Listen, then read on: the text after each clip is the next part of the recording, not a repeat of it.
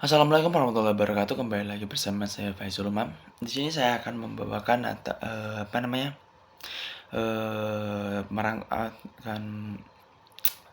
merangkumkan sebuah buku tentang sejarah kebudayaan Indonesia atau pengantar sejarah kebudayaan Indonesia 2. Ya. Sebelum kita melanjutkan dalam rangkuman buku kita, saya akan membacakan daftar isi dari buku ini. Oke, bagian pertama adalah agama Buddha dan agama Hindu. Yang bab 1 adalah pendahuluan yang berisi tentang zaman Weda, Brahma, dan Upasat. Bab 2 agama yaitu agama Buddha yang berisi tentang Buddha, Dharma, Sangha, Vinaha, dan Mayana. Dan bab ketiga adalah Hindu. Itu berisi tentang Trimurti dan juga Purna. Dan bab 4 adalah Cakra dan Tarla. Selanjutnya adalah bagian 2 yang berisi tentang zaman purba Indonesia. Zaman purba Indonesia itu dibagi atas 3 bab. Yang pertama adalah bab Iktar Sejarah yang berisi tentang Kerajaan Kutai, Tarumanagara, Kaling, Sriwijaya, Mataram, Kanjuruhan, Sanjaya dan Ciwema, Balaputra Raja, keluarga Sanjaya berkuasa penuh lagi, Incanan di Jawa Timur, Kerajaan Kediri dan Ciwema sekitar 1200 tahun, Kerajaan Singosari, Kerajaan Majapahit. Dan di bab kedua berisi tentang hasil-hasil kebudayaan yang terpenting. Yang pertama adalah pendahuluan, setelah itu candi, patung dewa, seni ukir, barang-barang logam, kesustahanan, dan hal-hal lain. Dan bab ketiga adalah kebudayaan Indonesia menjelang zaman Madya. Oke, dilihat dari daftar isi yang sudah saya bacakan terbagi menjadi dua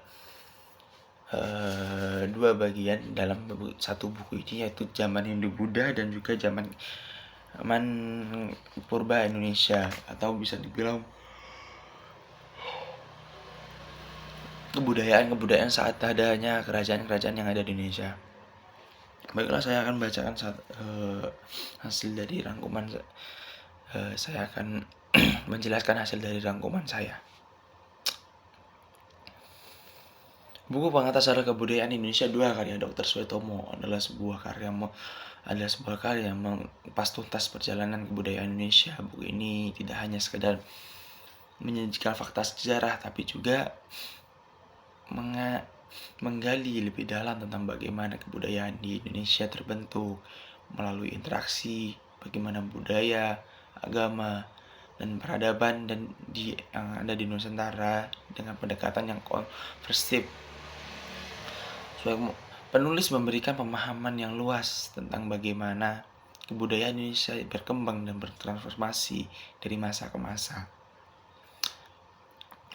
Salah satu tema utama yang dibahas dalam buku ini adalah kebudayaan Indonesia yang dibangun dari unsur baik yang bersumber dari dalam negeri maupun dari luar negeri. Penulis mengemukakan bahwa kebudayaan Indonesia bukanlah hasil dari satu pengaruh tunggal, tetapi juga satu sintesis yang melibatkan berbagai aliran hidup. Pengaruh-pengaruh tersebut datang dari berbagai peradaban besar seperti Hindu, Buddha, Islam, dan Barat. Keberagaman budaya ini menciptakan satu kebudayaan yang sangat kompleks dan kaya, yang dapat dilihat dalam berbagai aspek kehidupan seperti agama, seni, politik, dan sosial. Pada bagian awal, penulis menjelaskan tentang perbedaan Indonesia di masa-masa awal. Pada bagian awal itu menjelaskan tentang agama-agama, kepercayaan-kepercayaan dari masa-masa awal seperti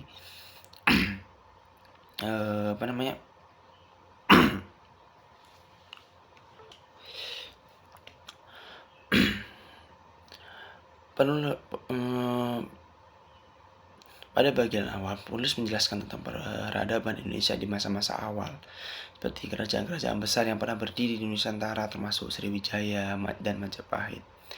Kerajaan-kerajaan ini menjadi cikal bakal dari kebudayaan Indonesia yang lebih maju.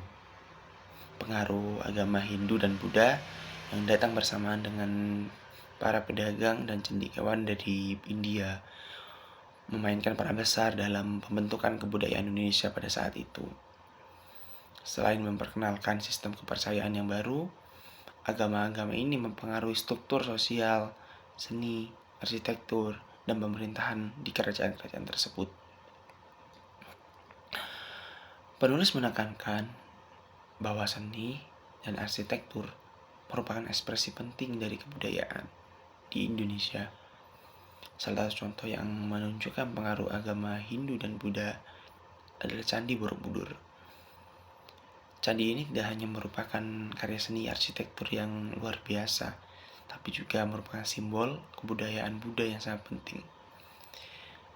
Contoh lain adalah Candi Prambanan yang merupakan candi Hindu, juga merupakan pengaruh serupa dengan ukiran-ukiran yang menceritakan kisah-kisah epik seperti Ramayana, Mahabharata. Kedua candi ini tidak hanya menunjukkan kemajuan teknologi dan seni pada masanya, tapi juga mencerminkan nilai-nilai keagamaan, filosofis, dan perkembangan di masyarakat pada masa itu.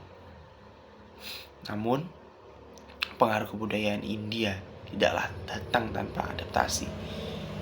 Penulis mengungkapkan bahwa kebudayaan Indonesia memiliki kemampuan untuk menyerap dan mengadaptasi pengaruh asing tanpa kehilangan identitas lokal.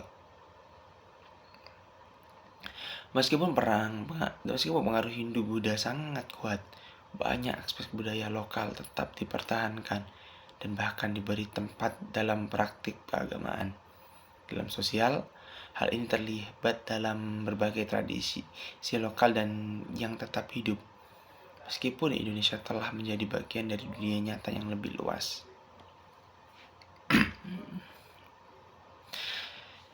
Selain pengaruh Hindu dan Buddha, kedatangan Islam di Nusantara membawa pengaruh besar dalam kebudayaan Indonesia. Islam masuk melalui perdagangan dari Gujarat dan Timur Tengah. Dan Timur Tengah mulai diterima oleh masyarakat Indonesia pada abad ke-13. Tapi dalam buku pengantar sejarah kebudayaan Indonesia 2 ini, kita akan berfokus pada agama Hindu dan Buddha. Di sini saya akan menjelaskan agama Buddha terlebih dahulu.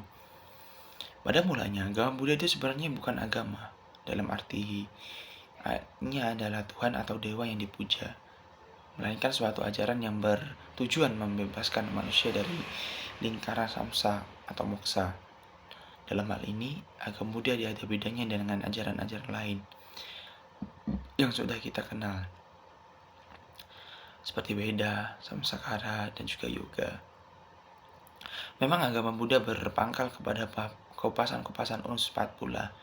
Hanya jalan yang ditempuh olehnya sebagai hasil pencarian berlawanan dengan jalan Weda dan lebih dekat dengan Samkhya dan juga Yoga. Dalam usaha mendapatkan jalan yang menuju moksa itu, kita lihat ada dua aliran yang sangat berbeda. Kalau tidak dapat dikatakan berlawanan, yang pertama adalah yang paling berpendirian, bahwa dasar untuk menempuh jalan moksa itu adalah ajaran-ajaran yang terdapat dalam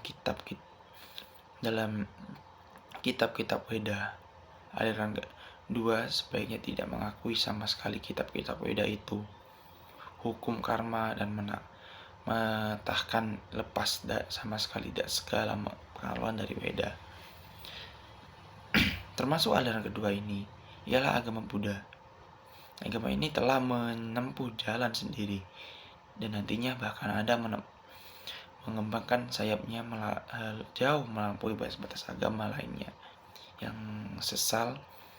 Kitab sucinya jauh sendiri pula, dan bahasa yang dipakai bukan bangsa Sanskerta, malahan bahasa Pali.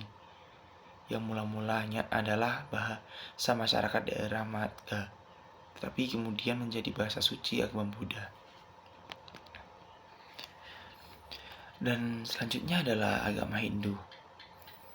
Agama Hindu sebenarnya sangat kabur dan tidak mempunyai pembatasan yang sangat nyata seperti agama Buddha atau agama-agama lainnya. Kita sudah mempelajari alam, pikiran, dan juga kehidupan keagamaan dalam zaman Weda dan juga Brahma, yang dengan timbulnya pandangan hidup baru dalam zaman Pasyat mendapat perubahan dan arah tujuan yang sangat menyimpang dan juga pada akhirnya menjadi sistem-sistem filsafat. Sementara itu rakyat umumnya dengan pandangan serta kehidupannya yang sederhana, jauh tinggalkan pada bahkan tidak ikut serta dalam pengupasan soal filsafat itu, yang menjadi monopoli golongan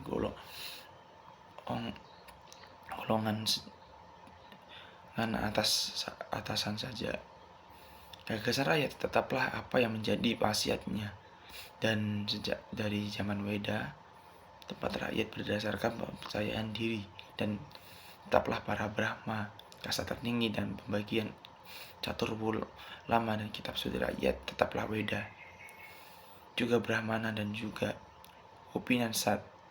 Kepercayaan yang banyak dewa dan berbagai macam makhluk halus lainnya tetap pula berlangsung. Setelah ajaran Buddha Gautama menjadi agama, dan arti bahwa yang menjadi pokoknya tidak lagi kupasan filsafat, melainkan cara hidup keagamaan, banyak sekali rakyat yang mengikuti cara hidup hingga agama Buddha mengalami perkembangan sangat besar yang luas. Namun alam pikiran kerakyatan menjadi melanjut tradisi sejak zaman Weda dan hidup di sekitarnya, terus hidup dan berlangsung sebagai arus yang terus mendampingi perkembangan alam pikiran dan seterusnya. Arus bawah ini lama-kelamaan demikian mendesaknya sehingga banyak pengaruh dan akibatnya bahkan menguasai arus yang terpojok di dalam pada filsafat itu. Arus atas ini ditarik ke bawah dan diarahkan menuju sepenyesuaian dengan alam pikiran kerakyatan. Perkiraan filsafat yang dibentuk yaitu sebagai dewa. Pengupasan pengertian filsafat tidak lagi dihubungkan ke alam yang lebih abstrak lagi, melainkan keahlian yang menjadi pemujaan terhadap para dewa dan tenaga-tenaga gaibnya. Usaha manusia untuk mengabdi dan berbakti kepada para dewa. Dan pemujaan-pemujaan pada para dewa itu yang disebut dengan agama Hindu. Oke, sekarang kita akan masuk pada bagian kedua, yaitu kerajaan ikhtikar sejarah. Yang pertama adalah kerajaan Kutai, kerajaan yang tertua yang didapatkan di daerah Kutai, Kalimantan Timur. Di sini ditemukan 7 buah prasasti yang berbentuk yupa, yaitu tugu peringatan upacara kurban. Prasasti itu dituliskan huruf Pallawa yang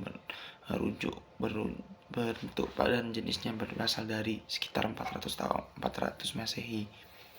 Bahasanya Sanskerta tersusun dalam bentuk syair.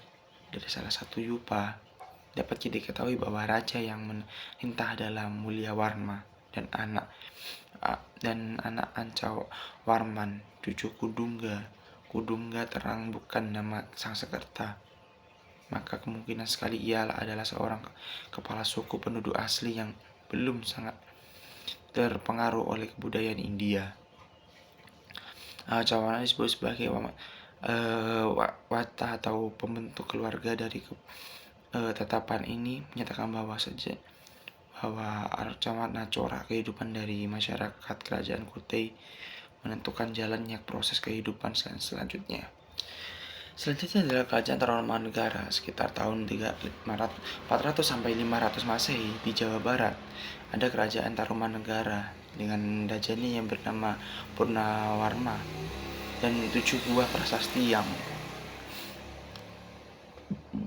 daripada yang telah ditemukan, yaitu di daerah Bogor, Citunram, yaitu Citaron, kebun kopi, jambu, pasir, dan Munawarna Selatan, dan di daerah Jakarta, Tugu Ciliring, dan di daerah Banten Selatan dari Desa Lebak Munjul.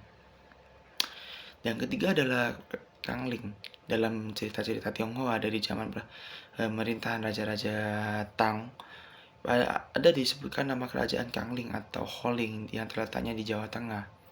Tanahnya sangat kaya dan saat itu pula ada sumber air yang hidup makmur dan tentram.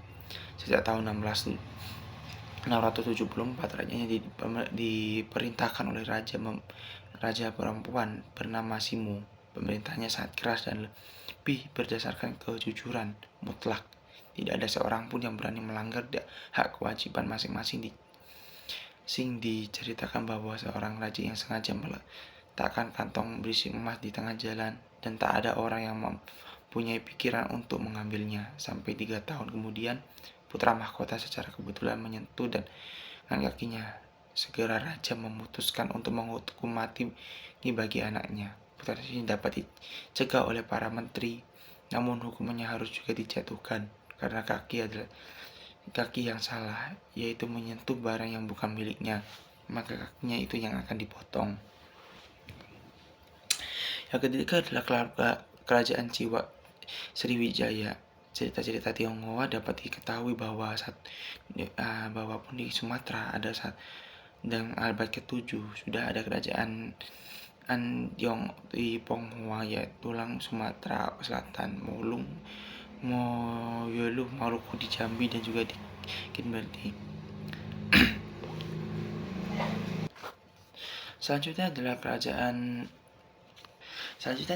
Mataram. Di sini ada ditemukan prasasti yang ditulis dengan huruf Pallawa dan diubah dalam bahasa Sanskerta yang indah sekali. Isinya terutama adalah pengertian didirikannya sebuah lingga di atas sebuah bukit di daerah Kunjara oleh seorang Raja Sanjaya. Daerah ini terletak di sebuah pulau yang mulia dan kaya raya hasil bumi, terutama padi dan emas. Selanjutnya adalah kerajaan Kanjuruhan di Jawa Timur. Untuk pertama kalinya Jawa Timur memunculkan dalam sejarah yang dalam tahun 760 Masehi di desa Niono sebelah barat Laut Malang ditemukan sebuah prasasti berangka tahun 760 Masehi bertuliskan huruf Kawi dan berbahasa Sanskerta. Prasasti ini menceritakan dalam abad ke-8 itu ada kerajaan yang berpusat di Kanjuruhan yang bernama Desmiwa. Ia berputra Limwa, dan setelah menggantikan ayahnya menjadi raja bernama Gianya, ia mendirikan sebuah tempat pemujaan untuk dewa Agasa. Asa tersendiri melukiskan Agasa ini yang dahulunya dibuat dari kayu cendana dan digantikan dengan arca batu hitam. Selanjutnya jelasan Waca dan juga Canda. Kemudian dari prasasti Canggal tidak ada lagi prasasti yang lain dari Sanjaya. Pun dari keturunannya sampai pertengahan abad ke-9 tidak ada yang terdapat di sesudah Sanjaya. Itu adalah prasasti dari keluarga raja lain, yaitu Candarwegam. Rupa-rupa keluarga Sanjaya itu terdesak oleh para Lindra, tetapi masih juga mempunyai kekuatan di berbagai Jawa Tengah. Bagaimana jalan pengesahan kekuasaan itu tidak diketahui, hanyalah nyata bahwa antara keluarga Sanjaya dan keluarga Yun ada kerjasama yang erat dalam hal tersebut tertentu, dan hal ini pertama kali menjadikan prasasti Kalahala. Selanjutnya adalah Balaputra Raja Sriwijaya, sebuah prasasti dari Naila India yang berasal dari 860 tahun, menyebut hadiah dari tanah oleh Palawarja Raja Pala Benggala untuk keperluan sebuah biara yang didirikan oleh seorang maharaja di Suwadiwipah bernama Balaputra. Ditanyakan pula bahwa Balaputra adalah dari Sang Semarka dan cucu dari Raja Jawa yang menjadi di mustika keluarga Kalendra yang bernama Wirajari Mahtalahana. Selanjutnya adalah keluarga Sanjaya berkuasa penuh lagi dalam tahun 856. Kaiparipenta urun di tahta setelah berhasil menghapus keluarga di Jawa pun memungkinkan ketimbulnya kembali keluarga ini telah cegah, yaitu dengan penggempuran bala putra yang menjadi prasasti tahun 1856 dan disimpulkan bertahan di Bukit Ratu Boko. Penggantinya Dyah Lapoka atau Rai Klaumi ternyata mencapai berbagai kesulitan dan mengalami oleh rakyat Mataram. Kekuasaan jadikan di Jawa Tengah selama 3/4 abad banyak menghasilkan bangunan-bangunan suci yang serba megah dan mewah, tetapi baliknya sangat melemahkan tenaga rakyat yang menghasilkan pertanian. Usaha-usaha utama kan kebersamaan raja kini terasa akibatnya mencegah kehidupan rakyat. Selanjutnya adalah Icana di Jawa Timur, Mahadewa di Bali, dan Sriwijaya. Sejak berkuasanya Sidok pada Jawa Timur menggantikan Jawa Tengah di atas panggung sejarah, ia meninggalkan banyak prasasti, tetapi peristiwa-peristiwa sejarah tak banyak didapatkan daripadanya. Kebanyakan berisi pembahasan tanah dari pajak untuk keperluan membangun bangunan suci. Prasasti-prasasti ini berbentuk susunan oleh yang dikatakan serupa pula. Uraian pembahasan tanah itu disertai angka tahun, batas serta ukuran-ukuran tanah yang dibebaskan. Daftar orang-orang yang seraya melaksanakan tugas ini, hadiah-hadiah yang dibagikan untuk keselamatan selanjutnya, dan upacara-upacara yang dilakukan, dan akhirnya kutukan-kutukan terhadap mereka yang tidak menaati dan apa yang telah ditetapkan oleh sang raja. Selanjutnya adalah kerajaan Kediri sampai di setengah abad akad lebih sejak Langga mengundurkan diri dari pemerintahan dan tidak ada satupun yang dapat diketahui tentang dua kerajaan yang telah diciptakan. Kemudian ternyata bahwa hanya Kediri yang sajalah yang mengisi sejarah selanjutnya. Dari Jaka boleh dikatakan tidak ada tanda-tanda kehidupan. Raja pertama yang nampak di atas pentas sejarah adalah Cibaja dan Pramabatu dengan prasastinya yang berangkat tahun 1104. Ialah yang menyatakan dirinya di titisan Wisnu. Seperti juga Airlangga. Raja kemudian adalah Kamparwajaya kurang lebih 1115 sampai 1130 yang menggelar Sri Maharaja Rake Sri Janji.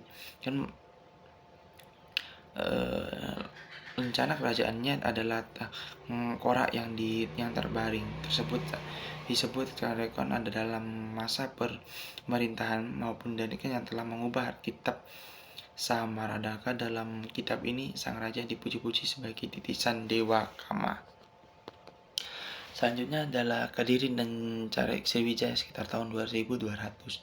Dalam buku Chu Fangju Kuta menjadikan juga bahwa di Asia Tenggara ada dua kerajaan yang terkemuka dan terkaya. Pertama di Jawa dan keduanya ialah Sriwijaya. Di Jawa ada dua macam agama, yaitu agama Buddha dan agama para petapa, maksudnya adalah Hindu.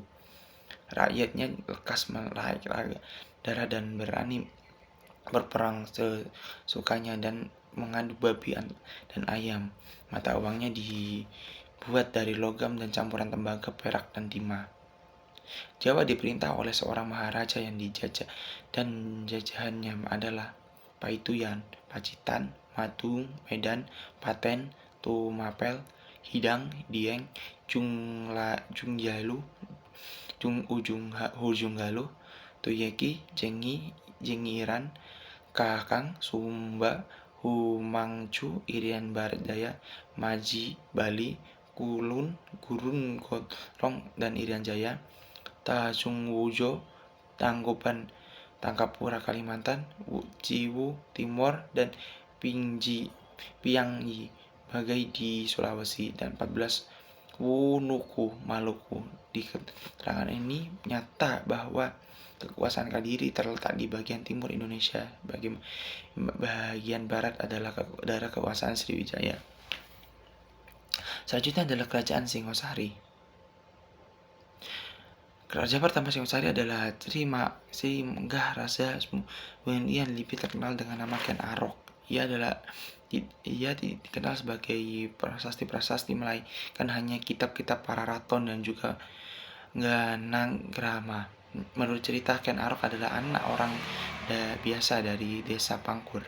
Ia hidup sebagai pencuri dan yang luar biasa saktinya yang terlalu menjadi buronan alat-alat negara. Berkat kebantuan seorang pendeta yang mengambilkan sebagian anak Pungkur, ia dapat mengabdi kepada seorang awu semacam bupati di Tumapel yang bernama Tunggal Amatung. Awu ini kemudian dibunuh dan dikawininya.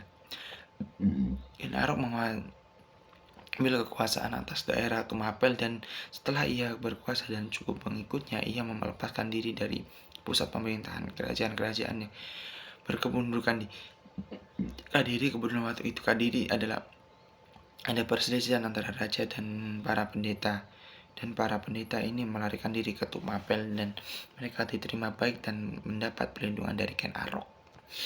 Yang terakhir adalah Kerajaan Majapahit. Raja Wijaya yang sedang mengajarkan tentara Kediri terpaksa melarikan diri setelah ia mendengar bahwa Singosari telah jatuh ke Ancaraja, dan kemudian memperbaiki memihak Kediri dengan bantuan lurah desa ke Kundadu. Dia mendapatkan menyeberang ke Madura. Tujuannya ialah untuk mencari perlindungan atas bantuan kepada Wiraja Sumenep. Atas nasihat dari Wiraja ini, maka Raden Wijaya pergi ke Kediri untuk menghambat dirinya kepada Jayakwatwang, dan atas kejaminan Wijaya diterimalah pengabdian Wijaya itu, dan ia dianugerahi tanah di daerah Tahkik, dan dengan bantuan orang-orang Madura dibukakan menjadi desa yang subur dan dengan nama Majapahit. Oke. Di sini saya akan membawakan sedikit kesimpulan saja bahwa kebudayaan Indonesia merupakan hasil dari proses panjang yang melibatkan interaksi berbagai elemen budaya, baik berasal dari dalam negeri maupun luar negeri. Dan di barusan yang saya bacakan itu adalah rangkuman dari hasil dari sejarah-sejarah kerajaan-kerajaan Hindu-Buddha dan juga agama-agama Hindu-Buddha yang ada di Indonesia. Penulis menekankan bahwa kebudayaan Indonesia bukanlah satu produk yang statis, melainkan hasil dari sintetis bagaimana budaya dan saling interaksi dan beradaptasi sepanjang sejarah. Dan dengan melibatkan perjalanan sejarah, kebudayaan Indonesia bisa mengalami berbagai setiap periode, yaitu pada pengaruh Hindu, Buddha, Islam maupun kolonialisme yang telah memberikan warna tersendiri dan membentuk kebudayaan yang kaya dan beragam. Ya, mungkin sekian dari saya. Semoga kalian menonton video saya sehat selalu. Wassalamualaikum warahmatullahi wabarakatuh.